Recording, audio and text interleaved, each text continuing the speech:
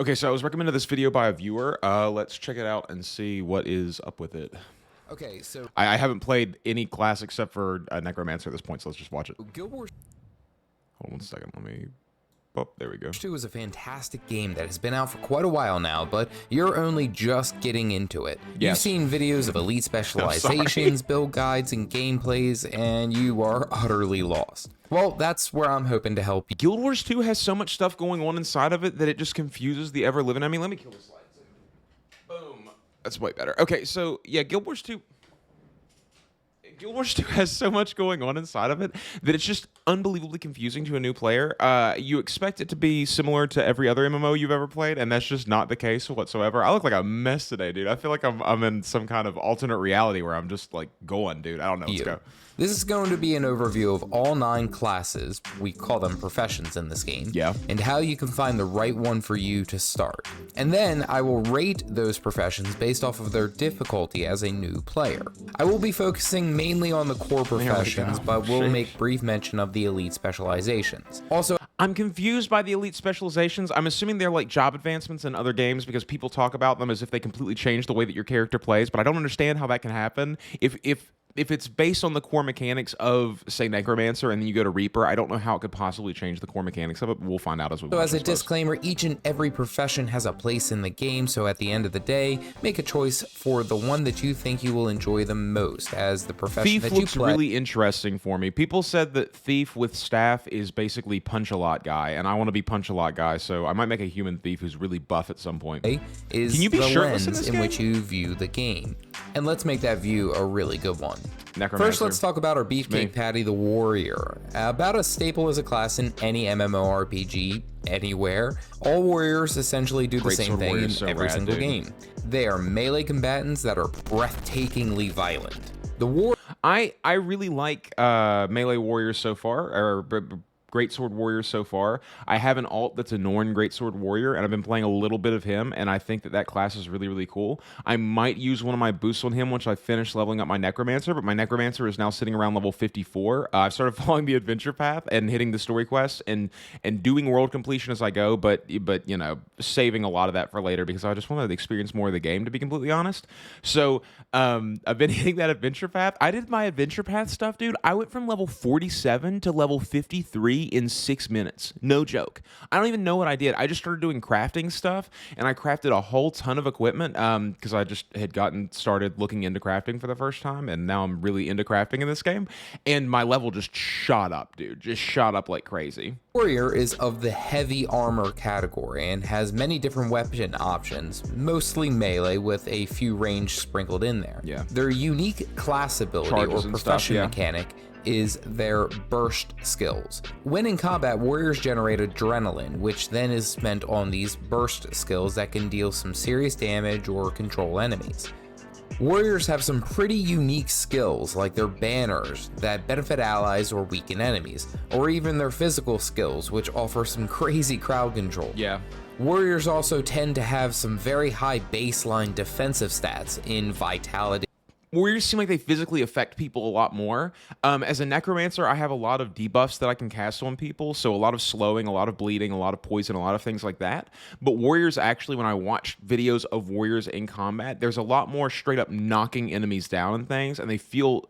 This is what's so cool about an MMO, and I talk about this. The mark of a good MMO, in my mind, is that with the same mechanics across multiple different classes, you can have dramatically different feeling gameplay. So in this game, and in World of Warcraft, it's another really good example of this, the characters with the same buttons can have a completely different feel within the game. Warriors feel like big hulking dudes that smack people over and knock them down. Thieves feel like nimble, quick things. Necromancers feel like they're invulnerable to death. It's very good. And toughness. The Warrior's 3 elite specializations are the Burning Berserker, the Dagger-wielding Spellbreaker, and the Gun-blazing Bladesworn. To unlock an They got a elite gunblade, dude? specialization, you must reach max level and then gather all the required hero points to 250. unlock it fully. Word. The Warrior overall is an easy pick up and learn, with some complexity as Big you sword, reach big cool, endgame dude. and start unpacking their elite specialization. Gut style Pick this stuff. profession if you are a rage machine that is incredibly violent. They have the guts. Anyway, Great sword in moving this on game, to too. the Guardian. This is another heavy armor class that focuses on supportive and defensive magics. I mean, with a name like the the Guardian, it kind of makes sense. It's a paladin, basically, is the way that it's been described to me, but it's a little more ethereal than it is holy, if I've sort of picked up on that correctly. I was recommended Guardian as another class to try to play, but a warrior is what actually appealed to me because I just wanted a big hulking dude as my first alt. But now I have all these slots unlocked. Dude, I have so many games to play right now. It gives me anxiety. I have to put it out of my mind. I have a weekend full of work ahead of me, and there's not going to be a lot of gaming, so I have to stop thinking about it so much, and I have to just enjoy what I'm doing. Guardians are melee oriented, but have a few range weapon options. The strong suit of the Guardian is how they play into group compositions, as they have a plethora of positive group effects and healings, and they are always a solid choice. Having said that, they have some heavy offensive options as well, through the Greatsword or their burning passive effect from their virtues. Their virtues are their unique class mechanic. Spell warriors. These virtues are Justice, Courage, and Resolve. Justice offers passive and active burning.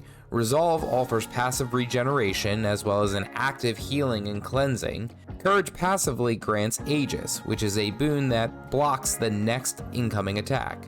This is both passively generated as well as can be activated on demand. The Guardian's elite specializations are the longbow-wielding Dragon Hunter, the Burning God Firebrand, and the sword-swinging assassin in the Willbender. None of these specs speak to me very much, except for Dragon Hunter.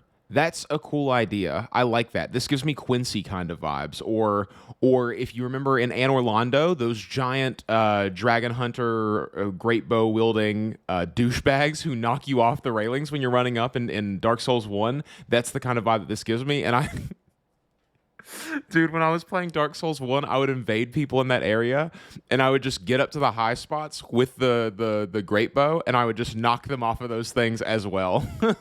Overall, the Guardian is an easier class to play, as it is well-rounded and is fairly forgiving for new players. Pick up the Guardian if you are interested in a great support class that has plenty of offensive options.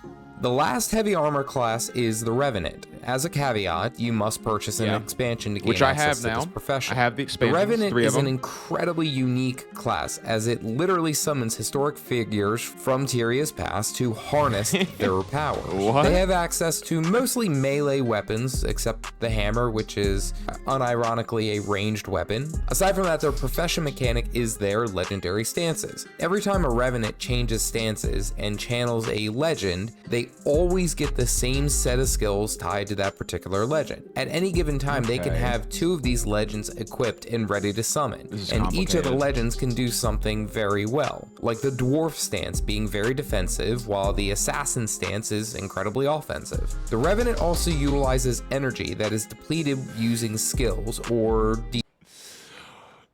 Guild Wars 2 gets labeled as a casual game all the time. People, even the people who play it say this game, it's more casual friendly. It's more slow paced. You can do it at your own pace. All these things, dude. Every class in Guild Wars 2 is not just the class. There is so much else going on that it's so difficult to explain.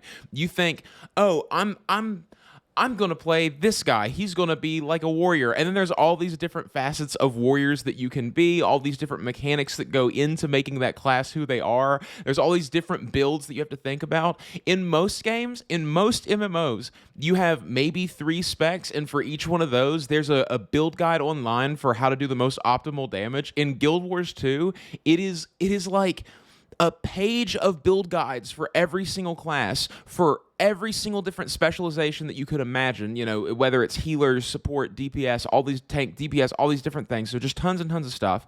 And then they're rated out of 5 stars on community basis for how good they are. Almost nothing has a 5-star rating. You have no idea what the best thing is. It's just all about play styles. There's so much time that you have to put into this game. It is nutso, dude. Degenerates over time while maintaining an ability. Energy management is critical for success with this class. The Revenant's elite specializations are the Dragon Knight Herald, the Citadel Bowman Renegade, and the Impact Meteor Vindicator. The Revenant is a bit different. What is an Impact Meteor Vindicator? Difficult to pick up and learn, as mismanaging energy and legend swapping can be challenging. Pick this profession if you want something that's it reminds me of Shulk and Smash Brothers. Really edgy and pretty well rounded. How long have you been playing Guild Wars 2? Tell me in the comment section down below. Moving on to the medium armor tier. First, we have the Ranger. The Ranger is your somewhat typical archer bowman with an animal companion, and that's about where all the typicalness of this profession stops. The Ranger communes with the wild and nature itself, and as such is incredibly strong as a solo profession. They utilize a wider variety of pet commands and even traps to eliminate foes. The Ranger's staple weapon is the longbow, because they are one of the few professions that actually can utilize it. But they also have a great mix of melee and ranged weapons. Enemies take a lot of damage in this game, huh? That's something I'm really noticing. My numbers have not felt fat for so long now. Really, since you cross that level 40 mark, everything starts to tank your damage in a whole different way.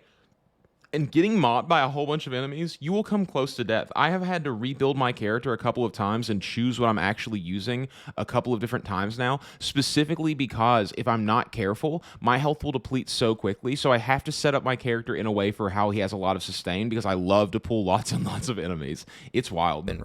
The unique mechanic of the Ranger is, of course, their animal companion. Not only does the pet take aggro off of the Ranger, they can also dish out some incredible damage if built right. Each of the pets can be commanded directly, as well as bringing a unique skill that is tied to the type of pet that you actually have equipped. The Ranger's elite specs are the Nature Commune Druid, the Pet Melding Soul Beast. This is the thing that I'm talking about. You're like, oh, there's only 9 classes in this game. Bro, the Ranger is also the Druid. What? There's no Druid? I didn't even know that there was a Druid class in this game. And the Fist of the Wild Untamed. Given their pet and fairly high health pool, the Ranger is a great pick for new players, as the class overall is incredibly forgiving. Pick this profession if you want a strong solo class that you can bring your animal with you. Now, the Thief, another medium armor profession that, you guessed it, is as close to an assassin, rogue, or ninja as you can get in Guild Wars 2. The Thief is an absolute god at misdirection, stealth, and overall outplay capabilities. The Thief has a balanced weapon kit, access to pistols, daggers, and swords.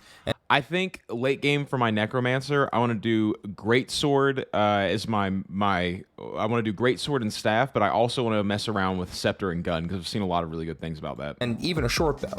The profession mechanic is Steal, which takes an item from the target and grants the thief a new ability for a short period of time. On top of that, thieves gain access to stealth attacks that deal incredibly high damage and are only available, as you guessed it, when stealth. When the thief combines 2 weapons, their third weapon slot becomes a dual attack, which gives them a unique attack based off of whatever combo they chose. The thief also has a unique resource called Initiative, which powers all of their weapon attacks. This means that their weapon skills have no cooldown but are limited to the amount of initiative to attack. This regenerates over time and can be replenished either by skills or trait line choices. It's a poor resource. Thieves' elite specializations are the Staff Smashing Daredevil, the Sniper Deadeye, or the Shadow Master Spectre. The Thief is moderately difficult to pick up and play, as they have very little defenses outside of their stealth or evasiveness, but once understood, they're very straightforward. Play this profession if you like stealth, sneakiness, and living your Assassin's Creed fantasy. Last of the medium tier is the Engineer, another incredibly unique class. This profession combines bombs, explosions, mechanical feats, and alchemic intelligence to overcome. I'm really excited to see what the elite specs for Engineer are. Engineer is the first character that I ever tried to play in Guild Wars 2 forever ago, like years ago. We're talking probably a decade now. The first time I ever logged in and played for 30 minutes and then logged out because I couldn't figure out what was going on. Engineer was definitely the one that I picked up immediately, and I was overwhelmed. Enemies. This profession has access to the least amount of weapons in the rifle, pistol, or the shield, but it makes up for it by having access to weapon kits, which allow them a brand new set of weapon skills that they can utilize on the fly. The profession mechanic for the Engineer is their tool belt. This offers 5 new skills above their base weapon bar that change depending on the utility skill choices that they make. Engineers have all sorts of... Let me see the skill bar again real quick. See, they have the most on-screen skills that I've seen of any class so far, because they have an extra bar above it. So normally, whenever you're playing this game, for anyone who's uninitiated, whenever you're playing this game, this skill bar up here is just one skill usually, and it has something to do with your class's specialization or with your class's special feature that no other class has. So for the Necromancer that I've been playing, this has your mode shift where you go into what's it called? I don't remember what it's called right now. The spectral form or whatever. On the utility skill choices that they make. Engineers have all sorts of unique skills, some that allow you to become super small and invulnerable, and others allowing you to summon turrets or even equip a flamethrower. Incredibly unique and incredibly on par for the engineer fantasy. The engineer's elite specialization are the gyro spinning scrapper, the sun channeling hollowsmith, or Mr. Roboto smashing mechanist. Because of the amount of skill choices paired with the weapon kits and knowing when to use them, this profession could be pretty difficult to understand and play. It makes sense after a while, but starting out it's going to be overwhelming for newer players. Yes. Play this profession if you like being a literal genius that uses explosions to fix their problems. I do believe it is time for you to hit that like button and subscribe to the channel. It is time. Yes. Now let's finish out with our light armor users. First we have the Necromancer, the channeler of death and decay across Tyria. The Necromancer is fantastic at overwhelming enemies with conditions, fear, and minions. Actually, the minions are incredibly cool as they attack and deal damage, but also have their own unique skills that they can use after they've been summoned. The Necromancer has a variety of weapons to choose from that can fit a number of different build choices, such as power strike damage, or maybe even a condition damage skill set. The profession mechanic is their life force bar and death shroud.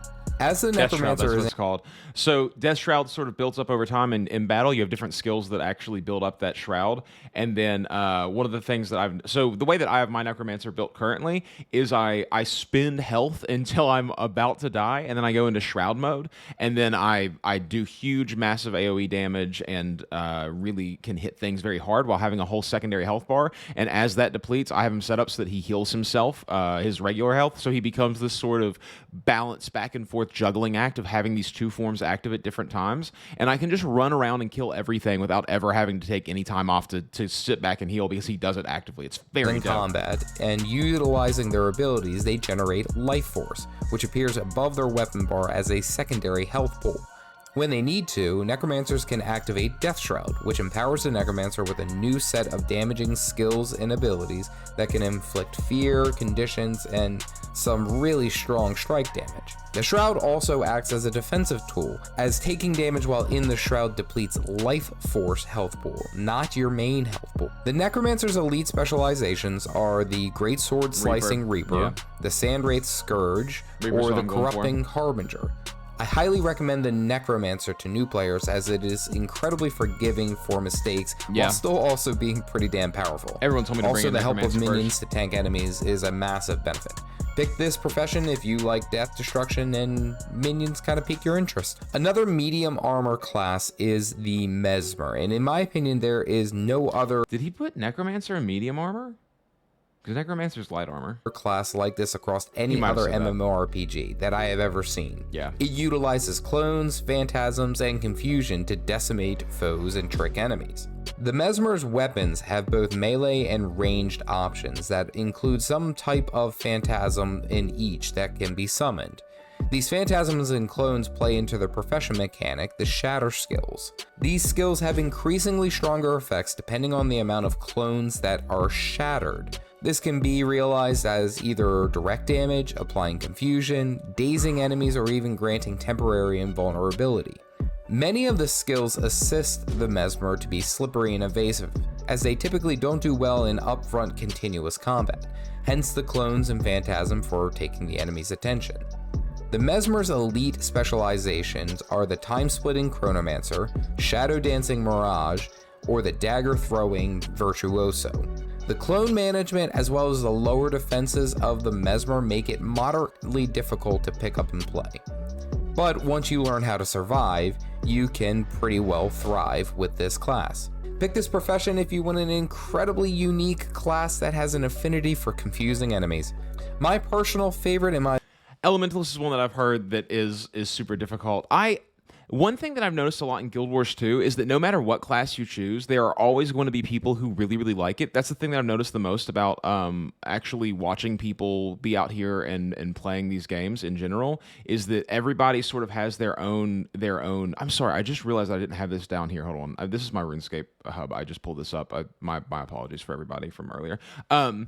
One thing that I've noticed is that everybody loves their class a lot, and they all have a favorite one, but they all still like all the other classes. The love for this game is insane. Go-to light armor class, the Elementalist rounds out our core professions. The Elementalist utilizes the forces of fire, air, earth, and water to overwhelm, crush, burn, and blast enemies. The Elementalist has access to a few weapons that vary in range types, like the daggers for up close and personal, the scepter for medium range, and the staff for long range. Their unique mechanic for the Elementalist is their elements. Elementalists cannot swap weapons in combat. Instead, their weapon set has access to 4 variations depending on the element that they switch to. The Elementalist changes attunements to suit the need of that given moment in combat. Whereas fire is damage oriented, water is healing. They can't just have one set of skills, can they? You can't just have a spec that is fire and then you use fire. That couldn't be Guild Wars 2. No, they have to do way more than that. And cleansing. Air is damage and crowd control, and earth is defensive and bleeding. Knowing which of the attunements to be in at any given time will be the hardest thing to learn for this class. The Elementalist's elite specializations are the Warhorn Blasting Tempest, the Element Fusing Weaver, or the Hammer Bashing Catalyst, my personal favorite. Overall, the Elementalist is a tough one to pick up and play, as they have low health and toughness and need to bounce between the 4 elements to be effective. It can be incredibly punishing. Choose the Elementalist if you want an amazingly fun and complex class to master. There you go. All 9 core professions and a bit more information about them to make a better choice for you. If you want to see an even more in-depth telling of each of these classes, click this video here to see all 9 core profession spotlights. Stay caffeinated, folks. This is the thing that, so I want to make, at the end of this video, I want to make a call out to all the World of Warcraft players who haven't played Guild Wars 2 yet, because I know that there's a lot of you guys out there. And if any of you are watching this video right now, for some reason you're thinking about getting into Guild Wars 2 and you stumbled across this video and you're watching this guy who's only played 40 hours of Guild Wars 2 up to this point, and he comes from World of Warcraft and RuneScape and all the other MMOs, Final Fantasy 14 and Elder Scrolls Online, and you're curious as to what his opinion on it is. If you think that World of Warcraft is complicated, you need to play Guild Wars 2. Like if you think that World of Warcraft is something that is a complex game and this one is casual, and you think that this is going to be some kind of easy to pick up and go kind of game, you are super wrong. I have played lots and lots of MMOs. This one was, I don't even want to use the term counterintuitive, because it was intuitive, but there were all these things underneath of what my intuition told me that I could not figure out immediately from the get-go. You think that you know what's going on, and right when you think you know what's going on, they give you another mechanic that your brain doesn't have the ability to process yet until you go a couple more levels down the road and do a couple of more challenges and realize that you're dying all of a sudden, and you go, what am I missing here? And then you go and look at that mechanic that they gave you, and you realize, oh, this is what I'm missing here. And as far as I can tell, that never stops, even when you get to max level. So level cap ends at 80, but then there's still a ton of grinding that you have to go through after that. There's a ton more mechanics that they add in all of the expansions as you get to them that then take you through those expansions in some kind of way, and it's just absolutely nuts. Play Guild Wars 2, get out there and see what it's about, because it is wild. Give the video a like, give Caffeinated Dad Gaming a like, and subscribe to his channel if you haven't already. And yeah, guys, that's the video. I'll see you guys on the next one. Peace.